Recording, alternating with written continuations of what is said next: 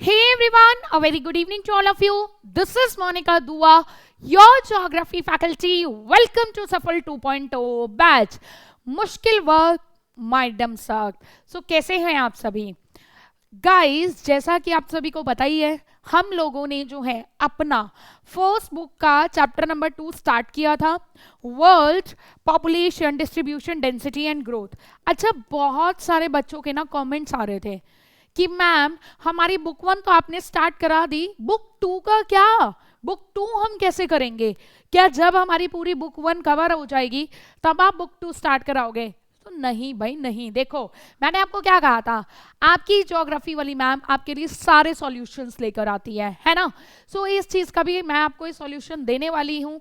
बहुत सारे बच्चे ऐसे हैं जिन्हें शायद ये नहीं पता होगा, बट अभी हमारा PW का आर्ट्स वाले बच्चों के लिए एक नया चैनल आया है, आर्ट्स वाला. ठीक है, कौन सा चैनल आया है? आर्ट्स वाला. ठीक है, तो आर्ट्स वाले चैनल पे जो है हमारी ज्योग्राफी की सेकंड बुक जो है, ठीक है, जो हमारी सेकंड बुक है वो मैंने स्टार्ट करा दी है. ठीक है, हमारी ज्योग्राफी की जो है, ठीक है, सेकंड बुक जो है वो मैंने स्टार्ट करा दी है. क्लियर? सो जो भी बच्चे सेकंड बुक भी साथ साथ कवर करना चाहते हैं वो बच्चे इस चैनल पर जाकर देख सकते हैं. वहाँ पर हर रेगुलर जो है क्लासेस आ रही हैं, बाकी सब्जेक्ट्स की भी, हिंदी की, इंग्लिश की, ठीक है, पोल साइंस की, हिस्ट्री की, ज्योग्राफी की. क्लियर? तो आपकी ज्योग्राफी की वहाँ पे मैंने सेकेंड बुक स्टार्ट कराई है. वो इसीलिए स्टार्ट कराई है ताकि इधर हमारी CUET वाला पे बुक 1 चलती रहे और उधर हमारी आर्ट्स वाला पे बुक 2 चलती रहे. तो ठीक है भाई, तो अब बच्चों तुम हल्ला उल्ला मत करना कि मैम हमारी सेकंड बुक कब होगी. मैंने आपको कहा था ना, आप जो भी प्रॉब्लम हमारे साथ शेयर करोगे हम उसका पूरा सॉल्यूशन आपको देने वाले हैं. तो सॉल्यूशन मैंने आपको दे दिया है. आपको बस एक ही काम करना है. आप ना बस एक ही काम जो है, मेरे को आपसे उम्मीद है आप करोगे. ठीक है, कि आप जो है ज्यादा से ज्यादा इस चैनल के बारे में, ज्यादा से ज्यादा जो है CUET वाला के बारे में, ठीक है, ज्योग्राफी के बारे में जो है अपने फ्रेंड सर्कल में जो भी आपके भाई बंधु हैं, आर्ट्स वाले बच्चे हैं आपके, ठीक है, ज्योग्राफी वाले बच्चे हैं, उनके साथ प्लीज आप ये सारी चीजें शेयर करो. उन बच्चों को भी बोलो कि वो वीडियोस देखें, क्योंकि वो वीडियोस सभी के लिए, ये वीडियोस भी सभी के लिए बहुत हेल्पफुल रहने वाली है. क्लियर? तो आर्ट्स वाला चैनल पे आप जाइएगा, आपको ज्योग्राफी की सेकंड बुक वहां पे स्टार्ट मिल जाएगी. ठीक है, हम लोगों ने वहां पे चैप्टर 1 स्टार्ट कर दिया है, पार्ट 1 हो चुका है, उसका पार्ट 2 जो है वो आपका नेक्स्ट वीक में आएगा. और तुम्हारे बोर्ड से पहले जो है दोनों चैनल्स पे ये दोनों बुक्स खत्म हो जाएंगी, ये हमारा वायदा है. ठीक है, क्लियर? समझ आ रही है बात? तो अब प्लीज ये मत सोचना कि हमारी बुक 1 नहीं चल रही है या बुक 2 नहीं चल रही है. दोनों बुक्स कवर हो रही है और हिंदी और इंग्लिश दोनों में कवर हो रही है. क्लियर? चलिए. और यार तुम लोग जो है, अगर तुम्हारे को वीडियोस अच्छी लगती है, तुम लोग कमेंट सेक्शन में #we got it तो लिखते नहीं हो, कि वो मुझे पता कैसे चलेगा कि आप लोगों को समझ में आया या नहीं आया. तो प्लीज भाई इतना तो आप अपनी माइडम के लिए कर सकते हो ना, है ना? इतना तो आप अपनी माइडम के लिए कर सकते हो ना. तो अगर आपको जो है लेक्चर समझ में आता है, पसंद आता है, तो प्लीज कमेंट सेक्शन में #we got it लिख दिया करो. ठीक है, तो चलिए स्टार्ट करते हैं हम अपना आज का ये वाला चैप्टर हमारा आज की क्लास में खत्म हो जाएगा. ठीक है, देखते हैं हम लोगों ने लास्ट क्लास में क्या क्या पढ़ा था. लास्ट क्लास में हम लोगों ने जो है डिस्ट्रीब्यूशन ऑफ पॉपुलेशन के बारे में बात करी थी, घनत्व के बारे में बात करी थी और ग्रोथ ऑफ पॉपुलेशन के बारे में बात करी थी. आज की क्लास में हम जानेंगे कि पॉपुलेशन चेंज के कंपोनेंट्स कौन कौन से होते हैं, वर्ल्ड में जो है पॉपुलेशन चेंज के क्या ट्रेंड रहे हैं, मतलब कौन सा ऐसा टाइम था जब आपकी जन्म दर, मृत्यु दर, फर्टिलिटी रेट, मॉर्टेलिटी रेट ज़्यादा थी, कम थी, वो सारी चीज़ें. और फिर हम जानेंगे कि किस तरीके से हम पॉपुलेशन को कंट्रोल कर सकते हैं, और एट द एंड हम कुछ MCQ भी करेंगे. क्लियर? तो आई गेस ये आपको क्लियर हो गया होगा. ठीक है, चलिए स्टार्ट करते हैं. सबसे पहले हम जानने वाले हैं, ठीक है, कंपोनेंट्स ऑफ पॉपुलेशन चेंज, कि जो हमारी पॉपुलेशन में बदलाव आता है उसके मेजर कितनी वजहों से आता है, कितने उसके कंपोनेंट्स होते हैं. तो ये चीज़ आप ध्यान रखना कि हमारी पॉपुलेशन चेंज के मेनली 3 कंपोनेंट्स होते हैं. हमारी जो पॉपुलेशन में चेंज आता है वो 3 कारणों की वजह से आता है. कौन कौन से हैं? नंबर 1 पर है आपका बर्थ, यानी जन्म की वजह से. सेकेंड नंबर पर है आपका डेथ, ठीक है, सेकेंड नंबर पर है आपका डेथ, और थर्ड नंबर पर है आपका माइग्रेशन. ठीक है। तो आप ये चीज ध्यान रखना कि जन्म के कारण, मरण के कारण, या जब लोग एक जगह से दूसरी जगह को छोड़कर चले जाते हैं या छोड़कर चले आते हैं, तो इन सभी वजहों से किसी भी जगह की जनसंख्या में क्या आ जाता है, चेंज आ जाता है, बदलाव आ जाता है। क्लियर? बोलो, यहाँ तक क्लियर है? चलिए अब हम जानने वाले हैं, ठीक है। ये देखो, ये यही लिखा हुआ है कि देखो जन्म, हमारी जनसंख्या में परिवर्तन इन 3 कारणों की वजह से आता है। अब सबसे पहले हम जानेंगे जन्म दर क्या होती है, बर्थ रेट क्या होती है। तो बर्थ रेट में हम लोग क्या करते हैं, एक साल के अंदर जो हमारे लाइव बर्थ है। अब आप सोचोगे कि मैम लाइव बर्थ क्यों ले रहे हैं हम, मतलब जन्म होने का मतलब तो, बर्थ का मतलब तो जन्म होना होता है ना। तो नहीं, देखो बेटा एक चीज आप ध्यान रखना, कई बार पता है क्या होता है, जब बच्चे पैदा होते हैं, या तो मरे हुए पैदा होते हैं, या पैदा होते कुछ टाइम के बाद वो मर जाते हैं। तो यहाँ पे हम वो बच्चे लेते हैं जिन्होंने अपना 1 साल एटलीस्ट कंप्लीट कर लिया है, ठीक है। तो 1 साल के अंदर जो हमारे जन्म हैं उनको हम निकालते हैं 1000 पॉपुलेशन पे, मतलब 1000 लोगों के ऊपर कितने बच्चों ने जन्म लिया है, ठीक है, और वो 1 साल तक जीवित रहे हैं। तो उसको हम क्या बोलेंगे, उसको हम बोलेंगे बर्थ रेट। अब बर्थ रेट का फॉर्मूला आपको याद रखना है, ये आपसे पेपर में पूछा जाता है। ये आपका बर्थ है, ये आपका पॉपुलेशन है, और ये आपके प्रति 1000 जनसंख्या, ठीक है। तो 1 साल के अंदर प्रति 1000 लोगों के ऊपर, पर 1000 लोगों के ऊपर कितने जन्म हुए हैं, ठीक है, उसको क्या बोलेंगे, जन्म दर बोलेंगे। क्लियर? समझ आ रही है बात? तो ये यही लिखा हुआ है कि 1 साल में, ठीक है, जीवित जन्मों के ऊपर, मतलब 1000 लोगों के ऊपर कितने लोग, कितने बच्चे पैदा हुए हैं, उसको हम क्या बोलेंगे, जीवित जन्म दर, ठीक है। नेक्स्ट हम आते हैं डेथ रेट। अब डेथ रेट भी एक इंपॉर्टेंट रोल होता है। डेथ रेट का मतलब होता है मरण दर। तो ये भी पॉपुलेशन में बदलाव में एक इंपॉर्टेंट रोल प्ले करता है, ठीक है। तो देखो सिर्फ और सिर्फ पॉपुलेशन में बदलाव जन्म दर बढ़ने से नहीं होती है, बल्कि जब लोग मरते हैं तब भी हमारी जनसंख्या में बदलाव आता है। मैंने ये खैर ये आपको लेक्चर 1 में भी क्लियर किया था कि आप कभी भी ये मत सोचना पॉपुलेशन ग्रोथ में हमेशा पैदा, मतलब वो हमेशा बढ़ेगी। पॉपुलेशन ग्रोथ कम भी हो सकती है, नेगेटिव भी हो सकती है, बताया था मैंने आपको अच्छे से। नेगेटिव आपकी तब होती है जब आपके लोग मरते ज़्यादा हैं और पैदा कम होते हैं। तो अब उसी में ही हम निकालेंगे बर्थ रेट। सेम वैसे ही है, 1000 लोगों के ऊपर 1 साल के अंदर कितने लोगों की डेथ हुई है, उसको आप क्या बोलोगे, उसको आप बोलोगे डेथ रेट। क्या बोलोगे आप उसको, क्रूड डेथ रेट। तो देखो ये हिंदी में भी यही लिखा हुआ है कि भाई एक एरिया में प्रति 1000 लोगों के ऊपर होने वाली जो डेथ्स होती हैं उनके नंबर को हम क्या बोलते हैं, डेथ रेट बोलते हैं। क्लियर? यहां तक समझ आ गया? अब हम बात करते हैं, अब हमने जन्म और मरण तो पढ़ लिया, तीसरा हमारा जो कंपोनेंट था वो कौन सा था, तीसरा हमारा कंपोनेंट था माइग्रेशन। माइग्रेशन का मतलब होता है प्रवासन, एक जगह को या तो छोड़कर चले जाना या एक जगह को छोड़कर आ जाना। तो जब लोग जो हैं एक जगह को छोड़कर दूसरी जगह पर चले जाते हैं या दूसरी जगह पर आ जाते हैं, उससे भी जो है पॉपुलेशन में बदलाव होता है। अब यहाँ पे 2 चीज़ें होती हैं, एक होता है प्लेस ऑफ ओरिजिन। ओरिजिन का मतलब होता है आई गेस ओरिजिन को हिंदी में बोला जाता है उत्पत्ति का स्थान, जैसे प्लेस ऑफ ओरिजिन कैसे हुआ, ठीक है, ध्यान से समझना। और एक होगा हमारा प्लेस ऑफ डेस्टिनेशन। डेस्टिनेशन का मतलब होता है गंतव्य, जहां पे आप गए हैं। अब कैसे, इसको एक एग्जाम्पल से समझते हैं, आपको अच्छे से क्लियर हो जाएगा, ठीक है। एग्जाम्पल ले लेते हैं, ठीक है, एग्जाम्पल लेते हैं। एक लड़की है जिसका नाम है सीता, एक लड़की है जिसका नाम है सीता, ठीक है। अब सीता जो है, मान लीजिए एक जगह पर रहती थी, एग्जाम्पल ले लेते हैं जगह का हरियाणा, उसने अपनी हरियाणा वाली जगह को छोड़ दिया और हरियाणा को छोड़कर वो बेंगलोर शिफ्ट हो गई। कहाँ शिफ्ट हो गई? बेंगलोर शिफ्ट हो गई, ठीक है। तो जिस जगह को वो छोड़ेगी, जिस जगह से वो जाएगी, ठीक है, उसको हम क्या बोलेंगे? Place of origin.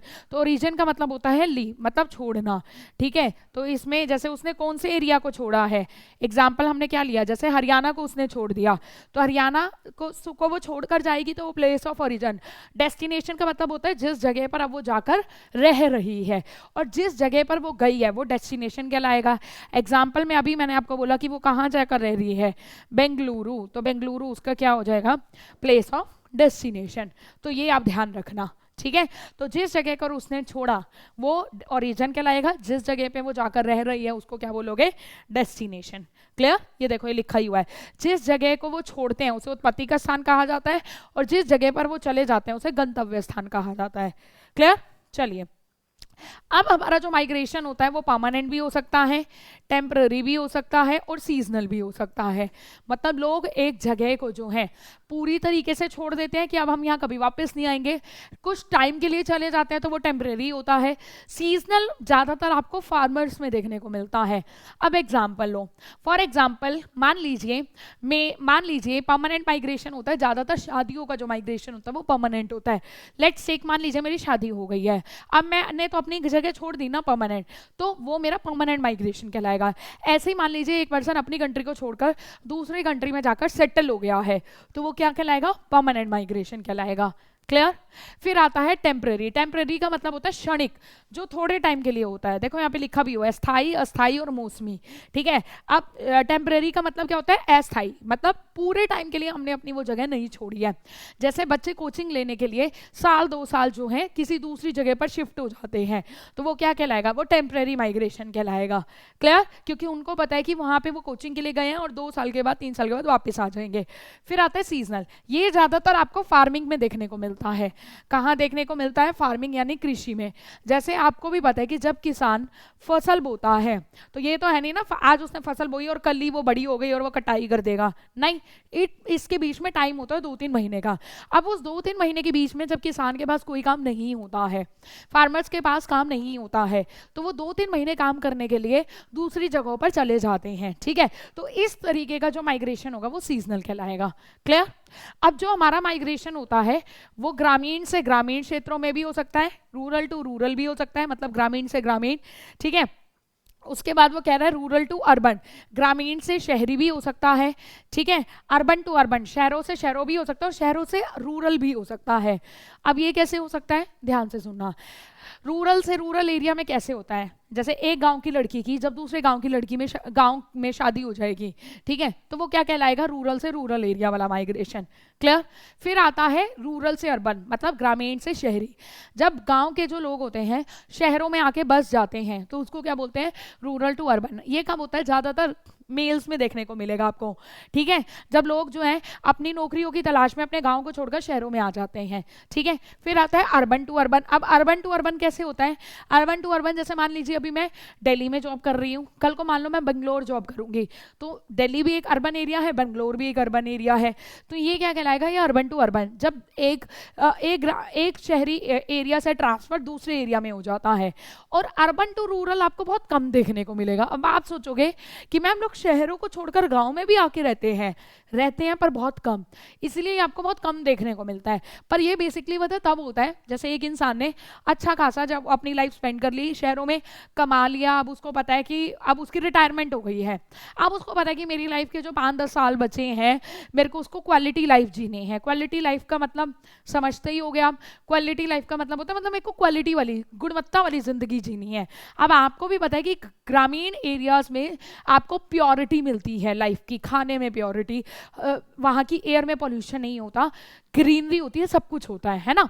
तो लोग क्या करते हैं तब अब ग्रामीण क्षेत्रों अर्बन एरिया से रूरल एरियाज में आ जाते हैं रहने के लिए। ठीक है, तो उसको बोलते हैं अर्बन टू रूरल, बट ये आपको बहुत कम देखने को मिलेगा, मैं पहले ही बता रही हूँ, बट ये होता है, फ्रैंकली स्पीकिंग ये होता है। ठीक है, चलिए उसके बाद 2 टर्म्स और आपकी दे रखी है, एक है आप्रवासन और एक है उत्प्रवासन।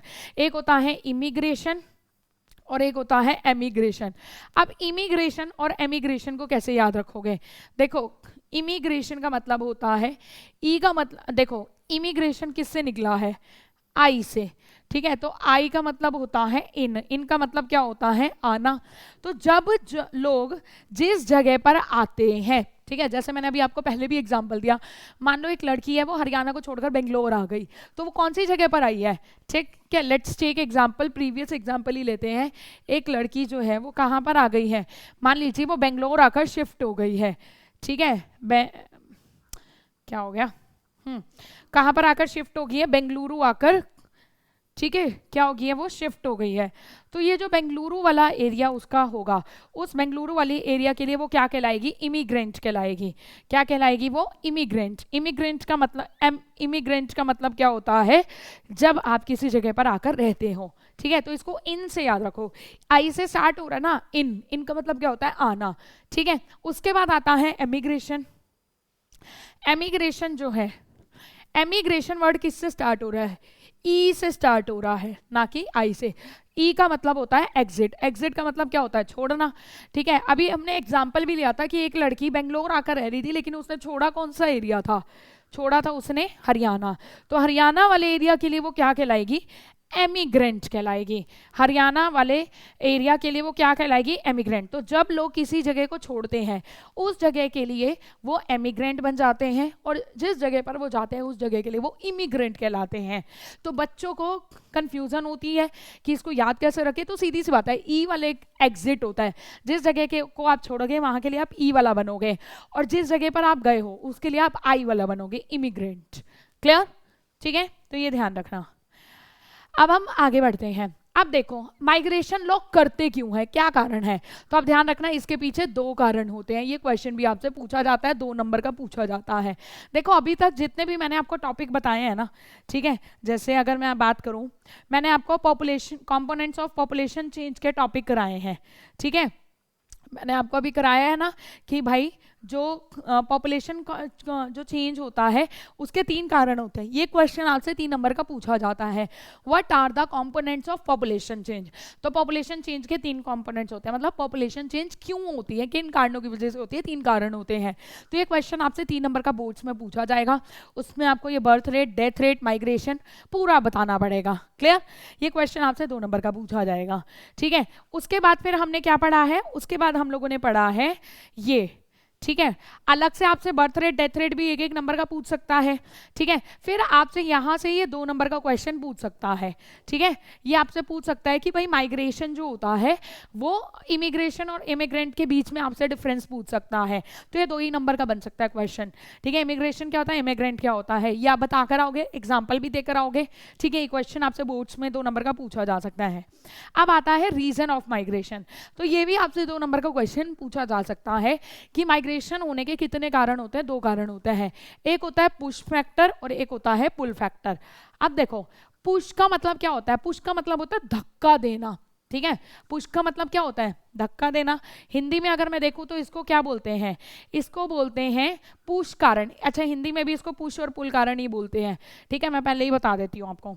ठीक है, तो पुश का मतलब क्या होता है, धक्का देना। अब धक्का देना कैसे होता है, धक्का देने का मतलब होता है सारी नेगेटिव चीजें। ठीक है, तो पुश फैक्टर में बेसिकली जो होता है, लोग अपनी जगह को छोड़ देते हैं, नेगेटिव चीजें होती हैं इसीलिए छोड़ देते हैं। नेगेटिव चीजें कैसे, बेरोजगारी हो गई, पुअर लिविंग कंडीशन मतलब रहने की अच्छी व्यवस्थाएं नहीं है, पॉलिटिकल टर्मोइल का मतलब वही वहाँ पे वही राजनीतिक दंगे होते रहते हैं, दंगे फसाद होते रहते हैं, या क्लाइमेट अच्छा नहीं है, या वहाँ पे कोई ना कोई नेचुरल डिजास्टर आ रही है, कभी अर्थक्वेक आ रहा है, ठीक है, कभी भूकंप आ रहा है, कभी सुनामी आ रही है, ऐसा कुछ। ठीक है, या फिर कोई बीमारियां फैल रही है उधर। ठीक है, या फिर वहाँ पे सोसाइटी में आपस में झगड़े हो रहे हैं। तो पुश जितने पुश फैक्टर्स आपके जितने भी होंगे वो सारे आपके कौन से फैक्टर होंगे, नेगेटिव फैक्टर होंगे। ठीक है, उसके बाद आता है पुल। पुल का मतलब क्या होता है, खींचना, खींचे चले आना। ठीक है, अब ये खींचे चले आना कब होता है, ये सारे पॉजिटिव फैक्टर्स होते हैं। ठीक है, कोई भी जगह पर लोग इसीलिए रहना प्रेफर करेंगे। अब मैंने इसमें आपको पहले भी एग्जांपल दिया था, मान लो आपको घर चेंज करना है, तो अब आपको घर चेंज करना है तो आप देखोगे ना, आपके पेरेंट्स क्या देखेंगे, सबसे पहले अगर मेट्रोपॉलिटन सिटी में रह रहे हो आप तो मेट्रोज होनी चाहिए, आसपास मेट्रो कनेक्टिविटी हो। ठीक है, ट्रांसपोर्ट अच्छा हो, ट्रांसपोर्ट कनेक्टिविटी हो बाहर जाने के लिए। ठीक है, इसके अलावा हेल्थ फैसिलिटीज हो, इसके अलावा एजुकेशन फैसिलिटीज हो, ये सारी चीजें देखी जाती हैं। तो ये होते हैं पुल फैक्टर्स जो खींचते हैं किसी जगह को। तो ये इसमें क्या होते हैं, इसमें आपके पास अच्छी अपॉर्चुनिटीज होती हैं, तो जहां पर काम करने की अच्छी सुविधाएं होती हैं, रहने की कंडीशन अच्छी होती है, शांति होती है, सिक्योरिटी होती है। ठीक है, दंगे फसाद नहीं हो रहे, स्टेबिलिटी है, क्लाइमेट अच्छा है, ये सारे के सारे जो होते हैं प्रॉपर्टी, ये जो चीजें होती हैं ये आपके सारे पॉजिटिव फैक्टर्स होते हैं, और इसको हम क्या बोलते हैं, पुल फैक्टर्स बोलते हैं। क्लियर, चलिए एग्जाम्पल लेते हैं। एग्जाम्पल नहीं, अब हम बात करेंगे trends in population growth. Population growth में चेंजेस क्या देखे गए हैं। तो आज आपको भी पता है कि हमारी अर्थ की जो पॉपुलेशन है वो 7 बिलियन से ज़्यादा है। इसको ध्यान रखना, ये आपसे पूछा जा सकता है कि आज हमारी धरती की जो पॉपुलेशन है वो 7 बिलियन से ज़्यादा है।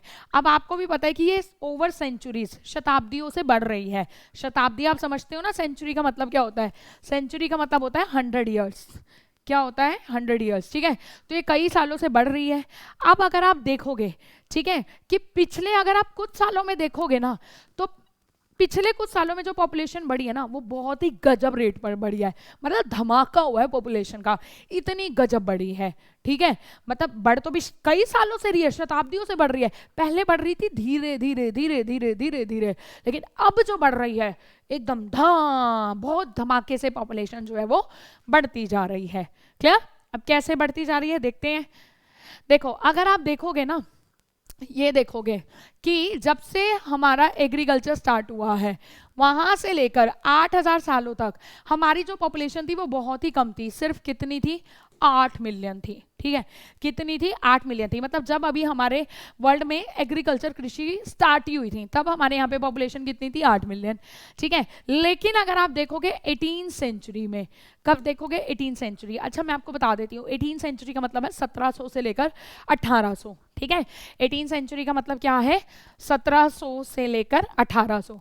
अगर आप इस बीच में देखोगे ना, तो इसमें जो है 18 सेंचुरी में पॉपुलेशन जबरदस्त बढ़ी है। और उसका कारण क्या है? Industrial revolution. इंडस्ट्रियल रेवोल्यूशन का मतलब समझते हो आप? औद्योगिक क्रांति, मतलब इंडस्ट्रीज एस्टैब्लिश हुई हैं।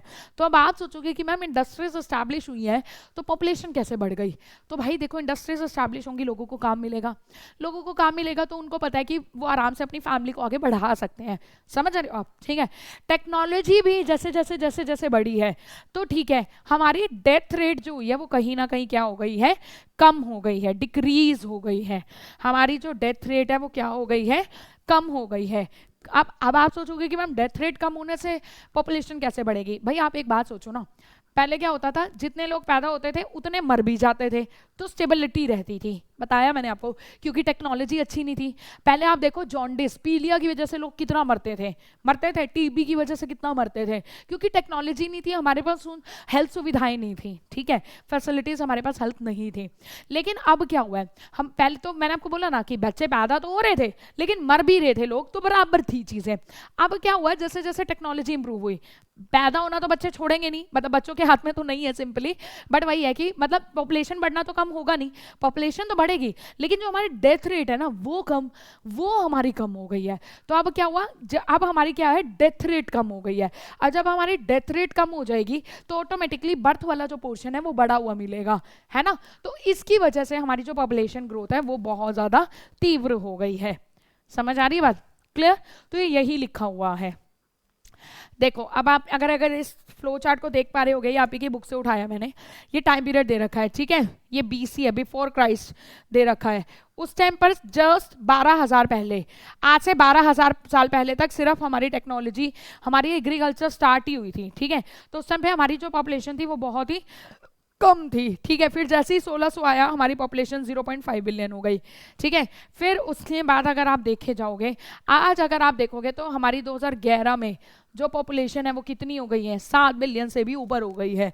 तो अगर आप देख पा रहे होगे तो 7 बिलियन से 6 बिलियन, 5 बिलियन, 3 बिलियन, 2 बिलियन, ये होने में कितना कम टाइम लग रहा है। अगर आप देख पा रहे होगे कि 2 बिलियन से 3 बिलियन होने में टाइम लगा है 30 साल। कितना टाइम लगा है? 30 साल। मतलब 1 बिलियन पॉपुलेशन बढ़ने में 30 साल लग गए हैं। लेकिन यही अगर आप देखोगे यहाँ पे 6 बिलियन से 7 बिलियन होने में सिर्फ और सिर्फ कितना टाइम लगा है? 12 साल। तो इससे हम क्या ऑब्जर्व कर पा रहे हैं कि पिछले कुछ सालों में जो मैंने अभी आपको बताया, पॉपुलेशन का एकदम से धमाका हुआ है, धड़ाधड़ जनसंख्या जो है वो बढ़ती जा रही है। क्लियर? अब अगर आप देखोगे ना, एक चीज और ध्यान रखना, ये भी एक बहुत छोटा सा टॉपिक आपकी बुक में दिया हुआ है, बट आप इसको ध्यान रखना। इसका नाम है डबलिंग टाइम ऑफ पॉपुलेशन, कि पॉपुलेशन के डबल होने में कितना टाइम लगता है। तो भाई मैं तुम्हें पहले ही बताती हूँ, जो हमारी डेवलप्ड कंट्रीज होती हैं, जो हमारी विकसित देश है, जो हमारे क्या है? विकसित देश है, ठीक है, वो ज्यादा टाइम लेते हैं अपनी पॉपुलेशन को डबल होने में। क्यों? ध्यान से सुनना, विकसित देश हैं, डेवलप्ड हैं, इसका मतलब क्या है? इनकम अच्छी है लोगों की, इनकम अच्छी होगी तो अपने बच्चों को एजुकेशन देंगे, एजुकेटेड होंगे तो कहीं ना कहीं उनको पता होगा कि बच्चे दो ही अच्छे वाला सीन, ठीक है, कि फैमिली प्लानिंग कितनी ज़रूरी होती है। तो अब ये ध्यान रखना कि जो डेवलप्ड कंट्रीज होती है ना, देखो सारा खेल ना आपस में रिलेटेड है।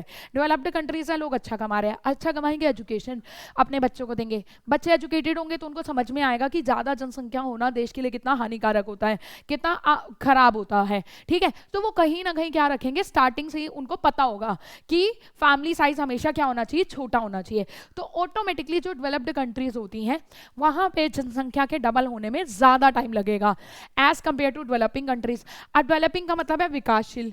अब विकासशील कंट्रीज हैं, लोग पढ़े लिखे नहीं है, पढ़े लिखे नहीं है तो उनको फैमिली प्लानिंग नहीं पता, उनको ये नहीं पता कि भाई बच्चे दो ही अच्छे वाला सीन होता है, ठीक है, फैमिली साइज छोटा होना चाहिए, उनको ये चीज़ें नहीं पता। तो ये बात आप ध्यान रखना कि डेवलप्ड कंट्रीज जो होती हैं उनकी पॉपुलेशन डबल होने में हमेशा ज़्यादा टाइम लगता है, मतलब वो कहीं ना कहीं फैमिली साइज को छोटा रखने में बिलीव करती हैं। समझ आ रही है बात? और आप ये बात ध्यान रखना कि आज जो है बहुत ज़्यादा, आज जो जितनी जनसंख्या बढ़ भी रही है ना, अगर आप देख पा रहे होगे तो विकसित देशों की बजाय डेवलपिंग कंट्रीज में ज़्यादा बढ़ रही हैं। आप ये चीज़ देखो, आप देखो ना यूएस अगर आप देख पाओगे, अगर मैं वर्ल्ड एरिया के हिसाब से देखूं तो यूएस जो है RCUC बाई तीसरे नंबर पर आता है वर्ल्ड एरिया के हिसाब से, ठीक है। यूएसए जो है हमारा थर्ड नंबर पर आता है वर्ल्ड एरिया के हिसाब से, लेकिन अगर आप पॉपुलेशन के हिसाब से देखोगे तो वो काफ़ी नीचे है, ठीक है। तो वो क्या कारण है? कारण यही हो गया ना कि एरिया डेवलप्ड कंट्री है, तो डेवलप्ड कंट्रीज में पॉपुलेशन इतनी जल्दी नहीं बढ़ती है, डेवलपिंग कंट्रीज में पॉपुलेशन बहुत ज़्यादा जल्दी बढ़ जाती है, वहाँ पे जनसंख्या विस्फोट हो रहा है। देखो अब एक चीज़ ये भी देखना, ये भी आप ही की बुक से उठाया मैंने, देखो 8,000 अगर आप देख पा रहे होगे, हम लोग पहले यहाँ से उठाते हैं। देखो 5 मिलियन से 500 मिलियन होने में कितना टाइम लग गया? 1500 साल लग गए। 5 मिलियन से 500 मिलियन होने में कितना टाइम लग गया? 1500 साल लग गए। अच्छा, फिर 500 मिलियन से 1000 मिलियन होने में 154 साल। फिर अब आप ये देखो 2000 मिलियन से 4000 मिलियन होने में सिर्फ 47 साल लगे हैं, और ऐसा भी बोला जा रहा है कि 4000 मिलियन से 8000 मिलियन जो है सिर्फ और सिर्फ 51 सालों में ही हो जाएगी। सोचो हमारी जो पॉपुलेशन है वो कितनी जबरदस्त बढ़ रही है पिछले कुछ सालों में, ठीक है, क्लियर। अब आप ये देख पा रहे होगे कि जो पॉपुलेशन ग्रोथ है, ठीक है, पॉपुलेशन जो हमारी चेंज हो रही है वो अलग अलग मतलब तरीके से हो रही है। जैसे मैंने आपको बताया कि अभी जो हमारी विकसित जो देश हैं वहाँ पे पॉपुलेशन ग्रोथ कम है, बताया अभी मैंने आपको, क्यों? लोग पढ़े लिखे हैं, एजुकेशन है, फैमिली साइज के बारे में उनको पता है, ठीक है। इनफैक्ट अगर आप देखोगे ना वहाँ पे आपको नेगेटिव कोरिलेशन मिलेगा। नेगेटिव कोरिलेशन का मतलब समझ रहे हो आप? नेगेटिव का मतलब होता है न, देखो यहाँ पे लिखा हुआ है नकारात्मक संबंध। नकारात्मक संबंध कैसे? कि वहां पे ना इकोनॉमिक डेवलपमेंट तो अच्छा खासा हो रहा है, पॉपुलेशन जो ग्रोथ है वो नहीं हो रही है। तो क्या इकोनॉमिक ग्रोथ बढ़ रहा है, पॉपुलेशन ग्रोथ उतनी ज़्यादा नहीं हो रही है। कहाँ की बात हो रही है? डेवलपिंग कंट्रीज़ की बात हो रही है। तो ये बात आप ध्यान रखना, डेवलप्ड कंट्रीज़ की, गलती से बोल दिया मैंने डेवलप्ड कंट्रीज़ की। तो ये चीज़ आप ध्यान रखना कि जो हमारी डेवलप्ड कंट्रीज़ होती है वहाँ पर इकोनॉमिक ग्रोथ धड़ाधड़ होती है, लेकिन वहाँ पर पॉपुलेशन ग्रोथ हमेशा लो रहती है, क्लियर। और डेवलपिंग कंट्रीज़ में उल्टा है, डेवलपिंग कंट्रीज में पॉपुलेशन ग्रोथ धड़ाधड़ होगी, पॉपुलेशन बहुत जल्दी बढ़ेगी, लेकिन इकोनॉमिक ग्रोथ धीरे धीरे धीरे धीरे होगी। ये चीज आप ध्यान रखना, क्लियर। चलिए अब ये देखो, ये देख पा रहे हो आप ग्रोथ रेट? अगर आप देख पा रहे होगे ग्रोथ रेट सबसे ज्यादा कहाँ की है? अफ्रीका की है। यहाँ से इस टेबल से क्वेश्चन पूछे जाएंगे, ठीक है। 19 और 95 में 2.4 थी, अभी 2.6% हो गई है, ठीक है। और उसके अलावा यूरोप की सिर्फ और सिर्फ कितनी है? 0.1% है। तो आपसे ये पूछा जा सकता है, यहाँ से क्वेश्चन पूछा जा सकता है टेबल से कि कौन से कॉन्टिनेंट की पॉपुलेशन ग्रोथ सबसे ज़्यादा है? तो आप ध्यान रखना अफ्रीका की। कई बार बच्चे इसका आंसर एशिया मार्क करके आ जाते हैं, क्योंकि उनको लगता है एशिया में इंडिया और चाइना है और इंडिया और चाइना की पॉपुलेशन सबसे ज़्यादा बढ़ रही है। नहीं, बट मैंने आपको क्या बोला, अफ्रीका में अभी उतना मतलब चीजें नहीं आई हैं। आप समझ रहे हो, अफ्रीका में अभी ज्यादा उतना एजुकेशन का डेवलपमेंट नहीं हुआ है, टेक्नोलॉजी उतनी डेवलप नहीं हुई है, तो वहां पे पॉपुलेशन ग्रोथ अच्छी खासी है, ठीक है। अगर यही अगर आप एशिया में देखोगे, एशिया में चाहे चाइना भी है, लेकिन चाइना में भी अगर आप देखोगे तो चाइना ने डेवलपमेंट अच्छी खासी की हुई है, ठीक है। तो इस वजह से वहाँ पे पॉपुलेशन जो है वो कहीं ना कहीं अभी, और अब आप देख ही पा रहे होगे कि चाइना तो सेकंड नंबर पर आ गया है, तो कहीं ना कहीं उसने पॉपुलेशन ग्रोथ पर क्या किया है, कंट्रोल किया है। क्लियर? तो यहाँ से कॉन्टिनेंट का पूछा जाता है। अब आप ये ध्यान रखना कि हमारी जो वर्ल्ड पॉपुलेशन है उसकी एनुअल ग्रोथ कितनी है, 1.4% है। अब ये ध्यान रखना, अब ऐसा पता क्यों है, देखो हमारे वर्ल्ड की जो पॉपुलेशन ग्रोथ है वो 1.4% क्यों है। ये आपको देखने में तो बहुत छोटा लग रहा है कि यार 1.4% क्या ही होता है, लेकिन एक चीज आप ये भी तो देखो ना, हमारी जनसंख्या बहुत बड़ी है, आप समझ रहे हो, वर्ल्ड की पॉपुलेशन बहुत ज्यादा है। तो अगर वर्ल्ड की पॉपुलेशन बहुत ज्यादा है, उसका अगर आप 1.4% भी निकालोगे ना, आपको दिख तो रहा होगा कि 1.4% तो मैम छोटा सा नंबर है, तो हम ये क्यों कह रहे हैं कि वर्ल्ड की पॉपुलेशन ग्रोथ बहुत तेज हो रही है। तो जनसंख्या इतनी करोड़ों बिलियंस में जनसंख्या है, अगर आप उस बिलियन का 1.4% भी निकाल लोगे ना तो वो भी मिलियंस में आएगा। तो वही आप देखो कि पॉपुलेशन इतनी ज्यादा है कि अगर उसमें इतना सा भी, अगर उसमें 1% की भी ग्रोथ रेट है ना, ठीक है, 1% की भी ग्रोथ रेट है, तो अब ये मानकर चलना कि उसका जो नंबर निकल कर आता है ना वो अच्छा खासा बड़ा निकल कर आता है। क्लियर? तो वही है, कह रहा है कि अगर हमारी ग्रोथ रेट कम भी होगी ना तो भी हर साल तो पॉपुलेशन तो बढ़ ही रही है, मैंने अभी आपको बताया पॉपुलेशन बढ़ना तो स्वाभाविक ही है, ठीक है। हालांकि ये चीज आप ध्यान रखना कि अब ये हमारी जो इन्फेंट मोर्टेलिटी रेट है, इन्फेंट मोर्टेलिटी रेट क्या होता है, देखो हिंदी वाले बच्चों को बता देती हूँ, शिशु मृत्यु दर, ठीक है। हालांकि हमारी डेथ रेट जो है वो बढ़ गई है, मैं आपको वही बात बता रही हूँ, डेथ रेट हमारी बढ़ रही है, ठीक है। डेथ रेट जो है वो हमारी हालांकि इंक्रीज हुई है, क्यों इंक्रीज हुई है, क्योंकि मैंने अभी आपको बताया बहुत से एरिया ऐसे हैं जहाँ पे अभी भी टेक्नोलॉजिकल डेवलपमेंट नहीं हुआ है, और कई बार तो क्या होता है कि जिस टाइम पे बच्चा पैदा ही हो रहा था उसी टाइम पे भी उसकी कई बार क्या हो जाती है, डेथ हो जाती है, क्योंकि टेक्नोलॉजिकल एडवांसमेंट नहीं है। तो बेशक हमारी डेथ रेट जो है वो बढ़ रही है, लेकिन फिर भी कहीं ना कहीं हमारी जो ग्रोथ रेट है, मतलब हमारी जो जनसंख्या है वो कहीं ना कहीं क्या है, बढ़ ही रही है, और ये बढ़ेगी ही, ठीक है। समझ आ रही बात? क्लियर? अब आप ये ध्यान रखना कि इंडिया की पॉपुलेशन ग्रोथ रेट कितनी है। इंडिया की पॉपुलेशन ग्रोथ रेट की अगर आप बात करोगे तो 1.64% है, ठीक है। कितनी है? 1.64% है।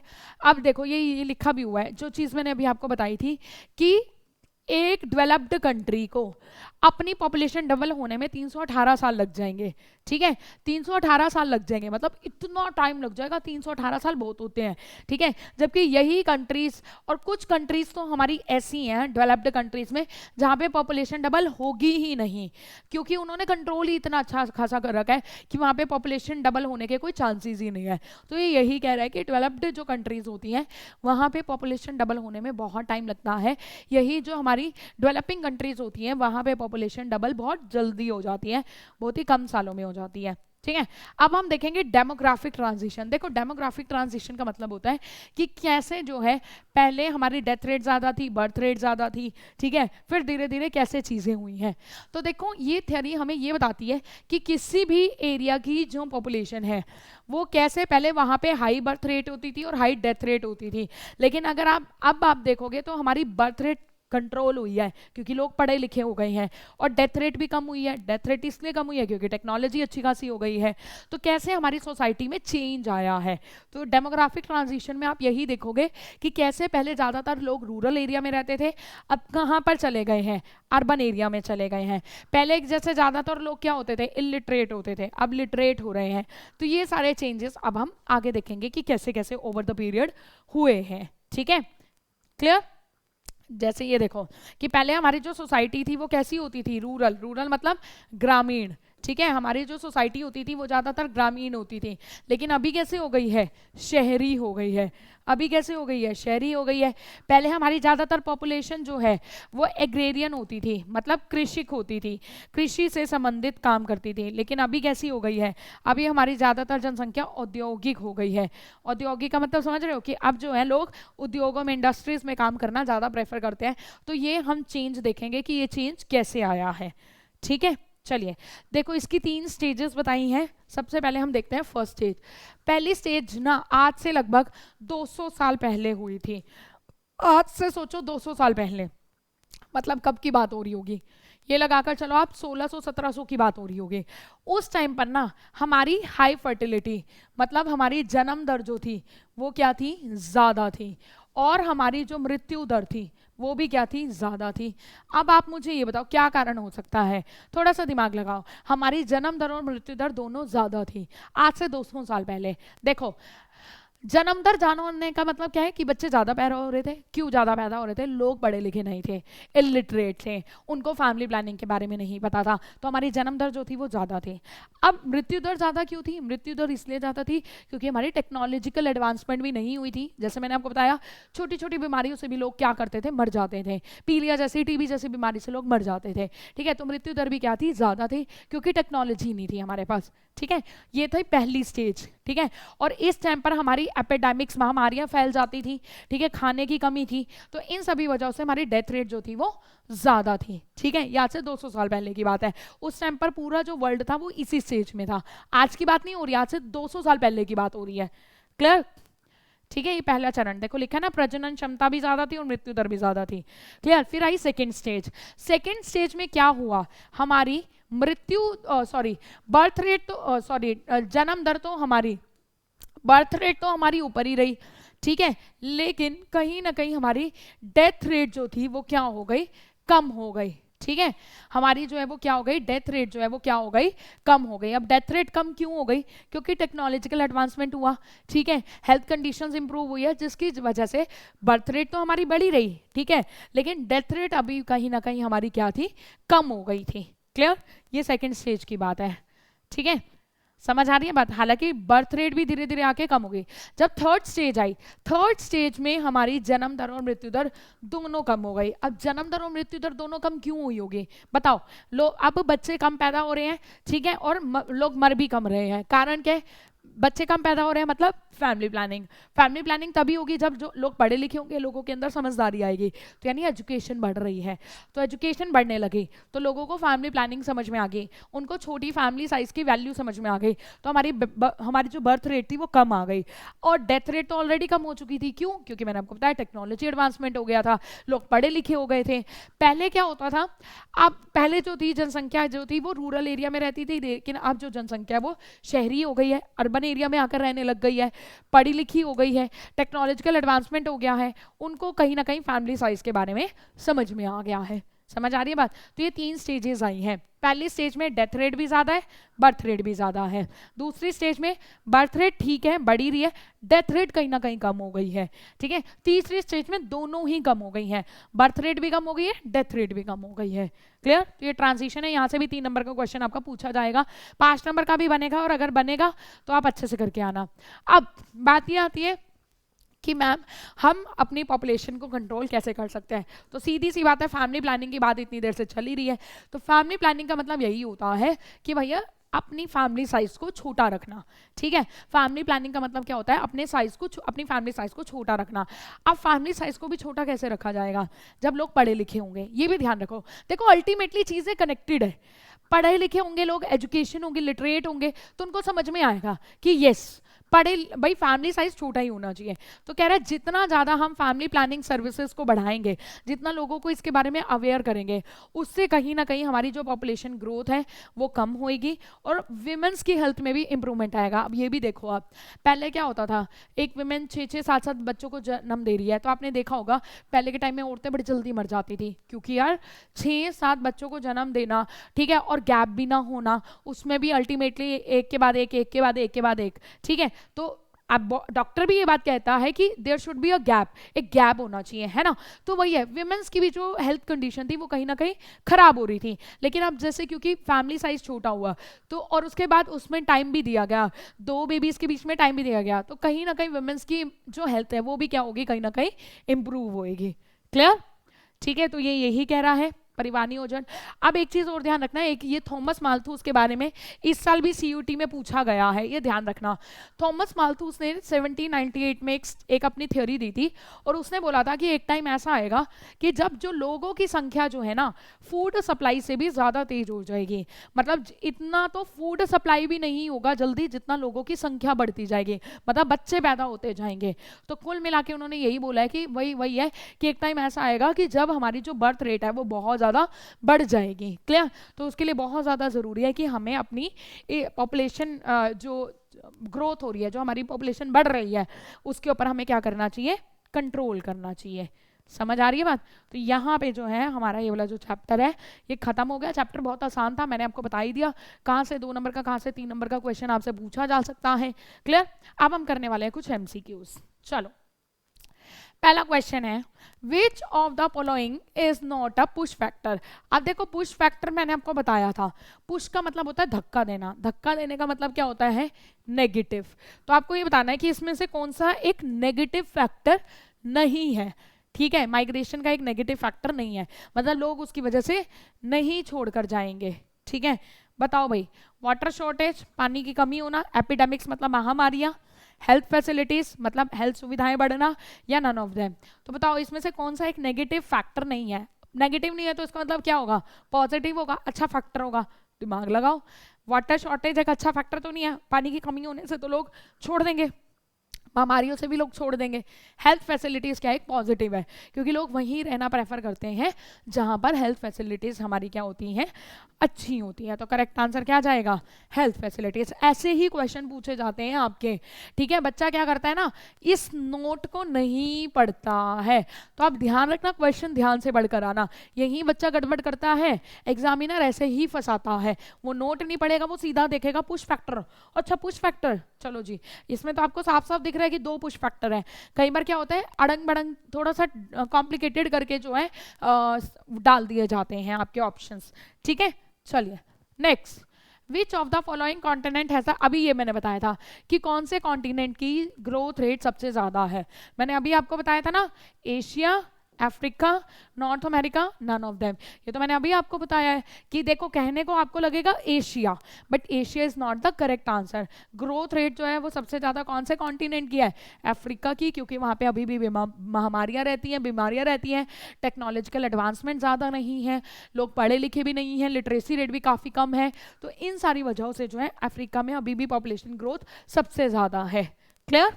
चलिए next question, dash in his theory 1798 stated that, ये पिछले साल का क्वेश्चन है, ये मैंने अभी आपको बताया भी है कि किसने अपनी थ्योरी में बोला था कि एक टाइम ऐसा आएगा जब लोग अपनी संख्या, मतलब जब लोगों की संख्या इतनी ज्यादा बढ़ने लग जाएगी जितनी की फूड सप्लाई भी नहीं बढ़ती है। तो बताइए किसने बोला है, माल्थus ने बोला है, महात्मा गांधी ने बोला है, दोनों ने बोला है, या नन ऑफ देम, इनमें से किसी ने नहीं बोला है। बताओ भाई कौन सी थ्योरी में ये बोला गया है, बताइए। माल्थus ने, सॉरी कौन सी उसने बोला है, ये थॉमस माल्थus ने बोला, महात्मा गांधी ने। तो मैंने अभी आपको बताया ही है, ये किसने बोला है, थॉमस माल्थus ने बोला, और ये इस साल भी आया था सीयूईटी में। ठीक है, next question, access to dash is a significant factor in limiting population growth and improving women's health. कह रहा है कि किस वजह, मतलब कि इनमें से किस कारण से जो है हमारी पॉपुलेशन ग्रोथ कम होगी, लिमिट होगी, उस पर कंट्रोल आ जाएगा, और हमारी वुमेन्स की कंडीशन भी जो है, हेल्थ कंडीशन है, वो भी कहीं ना कहीं इंप्रूव होगी। तो पहला एजुकेशन फैसिलिटीज, कि आप जितनी एजुकेशन फैसिलिटीज बढ़ाओगे उससे होगा। नेक्स्ट है फैमिली प्लानिंग सर्विसेज, जितनी फैमिली प्लानिंग करोगे उनसे होगा, दोनों से होगा, या नन ऑफ देम।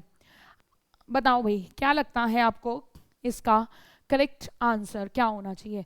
देखो बच्चों को लग रहा होगा कि भाई इसका आंसर तो फैमिली प्लानिंग सर्विसेज होना चाहिए, बट आप देखो एजुकेशन भी इसी से जुड़ा हुआ है। मैंने आपको बोला ना एजुकेशन का हर चीज़ में इंपॉर्टेंट रोल है, तो अगर एजुकेशन बढ़ेगी तो फैमिली प्लानिंग अपने आप ही होगा, क्योंकि बच्चों को शुरू से ही फैमिली साइज वैल्यू के बारे में पता होगा। ठीक है, समझ आ रही बात, और अपनी हेल्थ के बारे में भी पता होगा, सारी चीज़ों के बारे में पता होगा। तो इसका जो करेक्ट आंसर जाएगा वो क्या जाएगा, बोथ ऑफ देम। इन दोनों, अगर ये दोनों चीज़ें होंगी तो कहीं ना कहीं हमारी पॉपुलेशन ग्रोथ भी कंट्रोल होगी और वुमेन्स हेल्थ भी इंप्रूव होगी। नेक्स्ट, जो मैंने आपको डेमोग्राफिक ट्रांजिशन की 3 स्टेजेस बताई थी, पहली स्टेज में क्या होता है, फर्टिलिटी रेट ज़्यादा होती है और मोर्टेलिटी रेट का फर्टिलिटी रेट कम होती है और मोर्टेलिटी रेट ज़्यादा होती है। फर्टिलिटी होता है जन्म दर, मैं बता देती हूँ आपको ताकि बहुत से बच्चे होंगे उनको कन्फ्यूज़न होगी हिंदी मीडियम वाले, और ये होती है मृत्यु दर।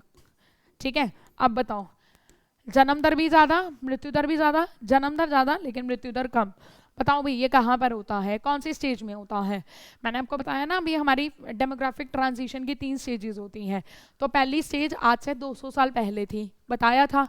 उस टाइम पे ना तो एजुकेशन थी, ना ही टेक्नोलॉजी थी, ना हेल्थ फैसिलिटीज़ थी, तो इसीलिए जन्म दर भी ज़्यादा थी, जन्म दर भी ज़्यादा थी और मृत्यु दर भी क्या थी, ज़्यादा थी। तो करेक्ट आंसर क्या आ जाएगा? High fertility and high mortality. Clear? Next, India की एनुअल पॉपुलेशन ग्रोथ रेट क्या है? यह भी आया था इसमें। इंडिया की एनुअल पॉपुलेशन ग्रोथ रेट क्या है?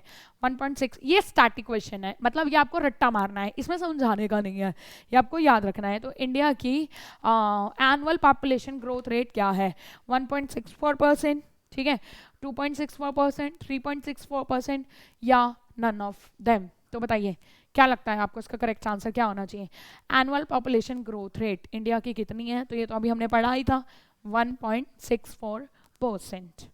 ठीक है, next, dash take more time to double their population as compare to developing countries. कौन सी कंट्रीज में पॉपुलेशन डबल होने में ज़्यादा टाइम लगेगा as compare to developing countries, मतलब विकसित कंट्रीज? तो बताओ भाई, विकसित कंट्रीज में ही, या जो अभी अंडर डेवलप्ड है आधी विकसित हुई है, या डेवलप्ड कंट्रीज मतलब एक तरीके से जो पूरी डेवलप्ड है, या नन ऑफ देम? बताओ क्या लगता है कौन सी कंट्रीज में पॉपुलेशन बढ़ने में, पॉपुलेशन डबल होने में ज़्यादा टाइम लगेगा? तो ऑफ कोर्स मैंने अभी आपको बताया था इसका करेक्ट आंसर क्या आ जाएगा? Developed countries. बताया भी था ना, लगभग ऐसा बोला जा रहा है कि यहाँ पे पॉपुलेशन डबल होने में 318 साल लग जाएंगे। इसका कारण भी बताया, लोग पढ़े लिखे हैं, एजुकेटेड हैं, अच्छा कमा रहे हैं, लिटरेट हैं, फैमिली साइज के बारे में पता है, तो कहीं ना कहीं पॉपुलेशन पे क्या है, कंट्रोल है। ठीक है, नेक्स्ट, जो माइग्रेंट्स दूसरी जगह पर चले जाते हैं इनटू अ न्यू प्लेस, उनको क्या बोला जाएगा? तो ये तो मैंने अभी आपको याद करने की ट्रिक भी दी थी। इन आ रहा है, देखो इनटू का मतलब क्या है, इन आ रहा है, तो इन के लिए क्या आएगा आपका? इमिग्रेंट्स आएगा, बताया था ना आपको। और ई का मतलब क्या होता है? एग्जिट। इमिग्रेंट का मतलब होता है ई से स्टार्ट हो रहा है, ई का मतलब क्या होता है? एग्जिट, छोड़ देना। ठीक है, तो ये चीज़ आप ध्यान रखना। क्लियर? इमिग्रेंट और इमिग्रेंट। क्लियर? चलिए, तो यहाँ पे फाइनली हमारा सेकंड चैप्टर भी खत्म हो जाता है। सेकंड चैप्टर में भी जितनी इंपॉर्टेंट चीज़ें थी आपके बोर्ड के हिसाब से, सीयूईटी के हिसाब से जितने भी इंपॉर्टेंट क्वेश्चन बनते थे वो सारे के सारे मैंने आपको बता दिए हैं। तो आज के लिए इतना ही है, अब हम मिलेंगे नेक्स्ट क्लास के अंदर। ठीक है, नेक्स्ट चैप्टर के अंदर मैं फिर से बता देती हूँ, जिसको बुक 1 तो हमारी चल रही है, बुक 2 जिसको करनी है आर्ट्स वाला चैनल पर जाओ, वहां पर बुक 2 ज्योग्राफी की स्टार्ट हो चुकी है। Chapter number 1 population distribution density growth वाला चैप्टर वहां पे स्टार्ट हो चुका है, तो प्लीज़ आप वहां जाकर देखो, वहां पे भी आपको हिंदी और इंग्लिश दोनों में मिलेगा। क्लियर? तो ये आपसे एक हम्बल रिक्वेस्ट है, ज़्यादा से ज़्यादा जो भी आपके आर्ट्स वाले बच्चे हैं, ह्यूमैनिटीज़ वाले बच्चे हैं, उनको ज़्यादा से ज़्यादा चैनल के साथ जोड़ो, उनको वीडियोज़ से जोड़ो, उनको भेजो ज्योग्राफी की वीडियोज़, वो देखेंगे। ठीक है, तो ये आपको ज़्यादा से ज़्यादा करना है। क्लियर? तो आज के लिए इतना ही है। अगर आपको चैप्टर समझ में आया हो, लेक्चर अच्छे से समझ में आया हो, #WeGotIt कमेंट सेक्शन में लिखना मत भूलिएगा, ये हमें एक मोटिवेशन देता है। तो चलिए आज के लिए इतना ही है, मिलते हैं नेक्स्ट क्लास में, तब तक मुश्किल वक्त मैडम सख्त। Bye bye.